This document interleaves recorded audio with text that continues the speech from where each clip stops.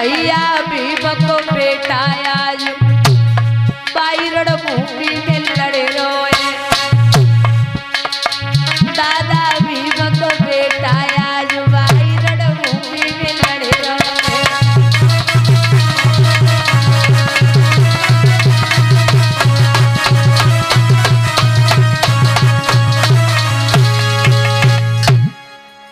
बंधुओं, जब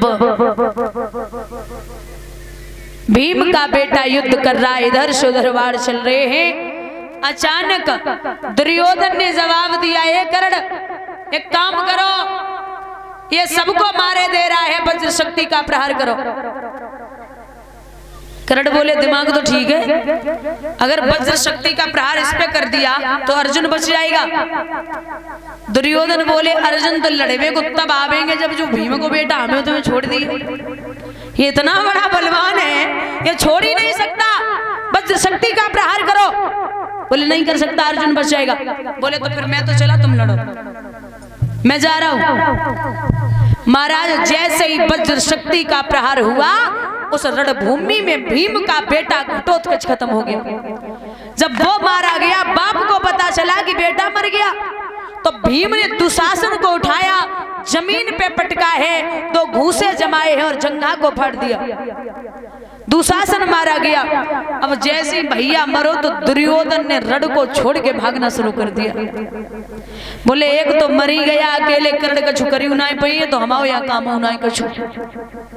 अब कर्ण अकेला, भले ही वो अकेला है, लेकिन दादा वो इतना बड़ा वीर है कि जब रणभूमि में कृष्ण का रथ और कर्ण का रथ आमने सामने आया है, तो एक बात बताऊं, दादा कर्ण जब बाण चलाते थे तो अर्जुन का रथ 3.5 कदम पीछे हट जाता था, और जब अर्जुन बाण चलाते थे तो कर्ण का रथ 7 कदम पीछे हट जाता था।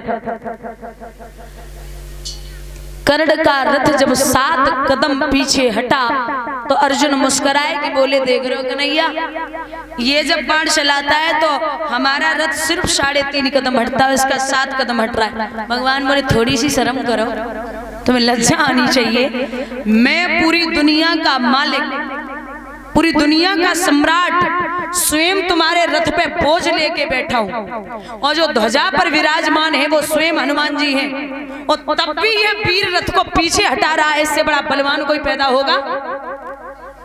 अब एक काम करो, ज्यादा इते बिते की बातें मत करो, बाण चलाओ। है अर्जुन बोले ये तो नहीं आता, इसके हाथ में कुछ है ही नहीं। बोले कुछ भी ना हो, तुम बाण चलाओ।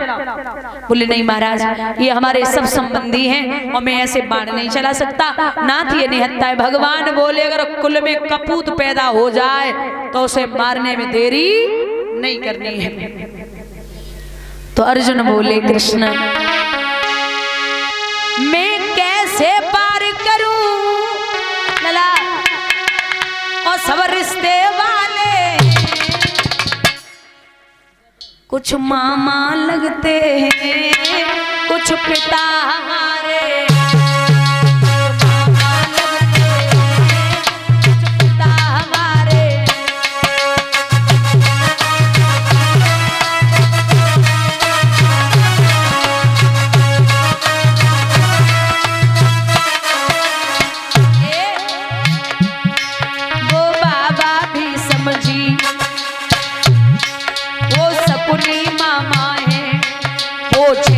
बहनोई वो अस्वस्थामा है।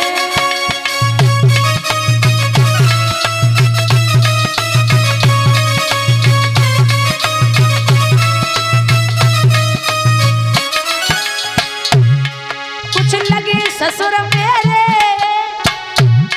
कुछ लगे ससुर मेरे, कुछ साले लगते हैं, कुछ मामा लगते हैं, कुछ पिता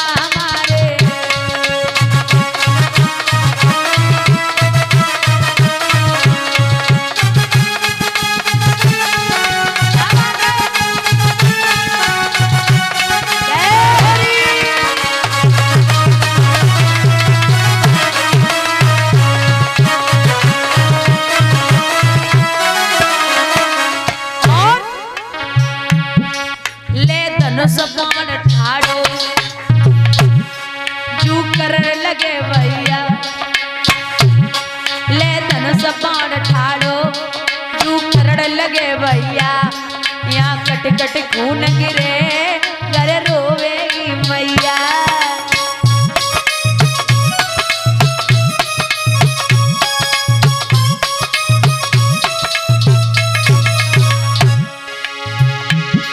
जब लाल होए धरती, जब लाल होए धरती और चले बनारे, कुछ मामा लगते हैं कुछ पिता हमारे।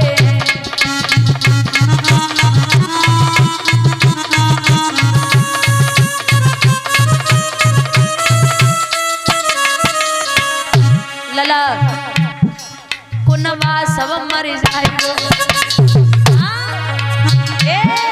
कुनवा सब मर जाएगो, मोए साफ लगे बारी, रोए रोए के मर जाएंगी सब इनकी घरवाली।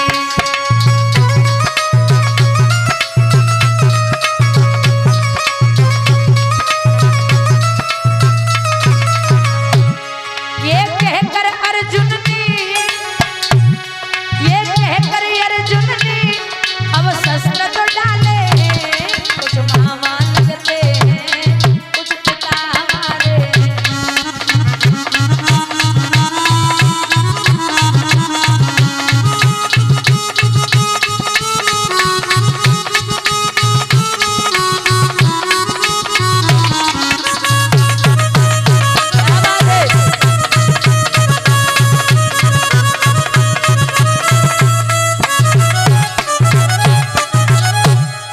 बोले मैं युद्ध नहीं करूंगा, ये सब हमारे अपने हैं।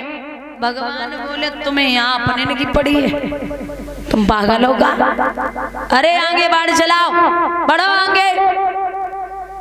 जैसे ही आगे बाढ़ चलाए की बात आई तो महाराज भगवान बोले अर्जुन तुमको मैंने बोला है कि बाढ़ चलाइए, तो कर्ण दूर खड़े थे आवाज लगाने लगे, हे कन्हैया आप हमेशा कहते थे कि मैं अधर्म की लड़ाई नहीं लड़ता, लेकिन ये तो स्वयं अधर्म कर रहे हो।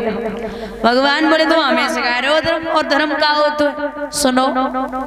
कर्ण जवाब दे रहे हाथ उठाए कह रहे हो अर्जुन, आरे क्रोध आई वो कर्ण वीर को लला, और सुन कुंती के छैया, और मौका नाए बाण मारन को कम खाए जाए अर्जुन भैया।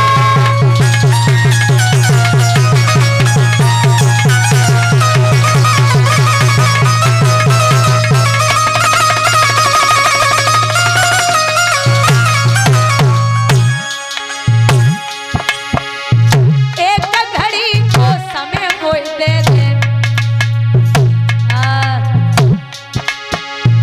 एक घड़ी को समय कोई दे दे, तो फंसो दल दल में पहिया,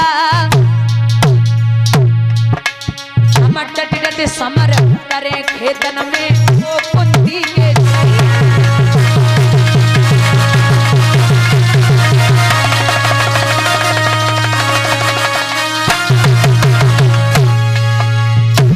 बोले ये धर्म धर्म मुझे दिखा रहा है, अब तो याद धर्म की आई करो, अब तो याद धर्म की आई, तेरो अंत समय को आई, और जय याद पहले आई जाती तो होती ना लड़ाई।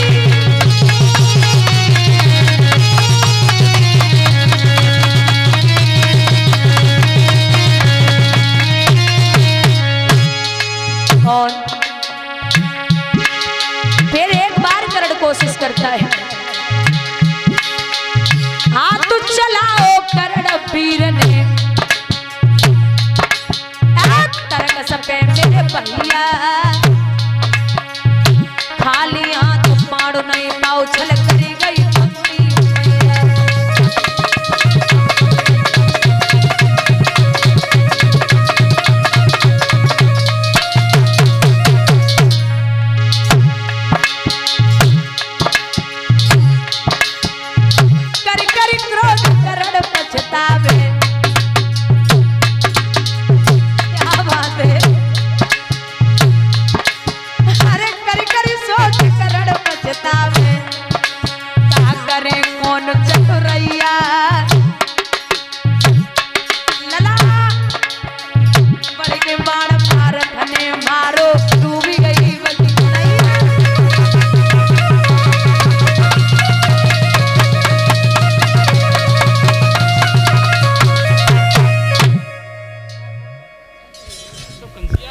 मैया का वो बेटा कर्ण आज उस सभा में, उस रणभूमि में जब गिरा है ना, तो विचार कर रहा है कि आज कृष्ण धर्म की लड़ाई लड़ रहे हैं।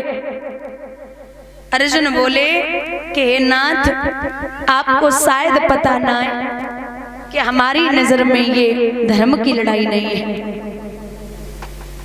भगवान कहने लगे, अर्जुन आप पागल मत बनो। क्यों?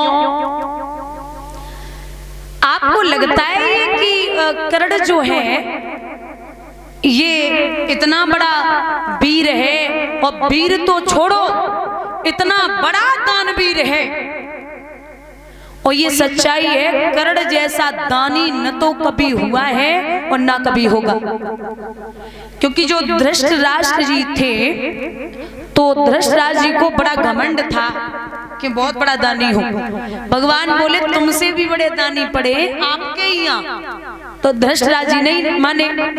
तो एक संत जी आए, संत जी ने आए के सभा में जवाब दिया कि महाराज पानी बहुत बरस चुका है, जंगल में लकड़ियां चंदन की हैं नहीं, मैं हवन और यज्ञ करना चाहता हूँ। तो धृतराष्ट्र जी बोले और चंदन चाहिए?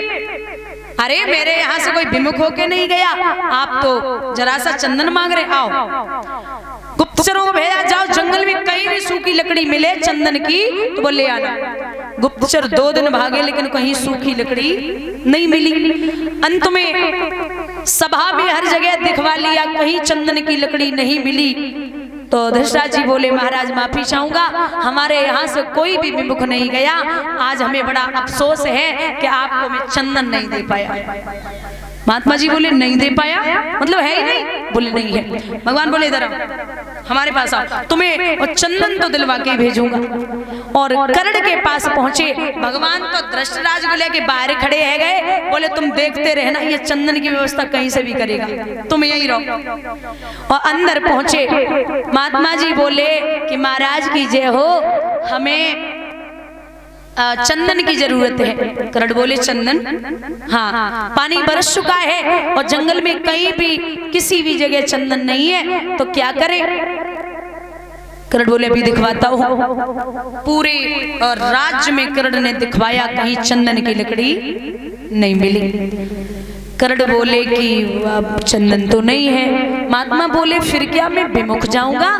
मैंने तो सुना है कि आप बहुत बड़े दानी हैं, लेकिन हुआ ऐसा महाराज, कर्ण को याद आया है कि मैं जहाँ लेटता हूँ वहाँ की जो छत है ना, वो चंदन से पटी हुई है। पूरे कमरे का चंदन, वो छत जो थी पूरा चंदन इकट्ठा करवाया और महात्मा को दे दिया। बोले ये ले जाइए महाराज, आपकी व्यवस्था हो गई।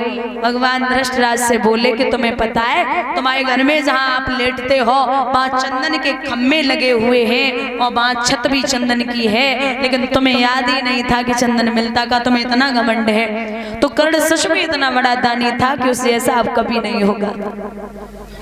संत के भेष में यहाँ महाराज अर्जुन ओए औलाद,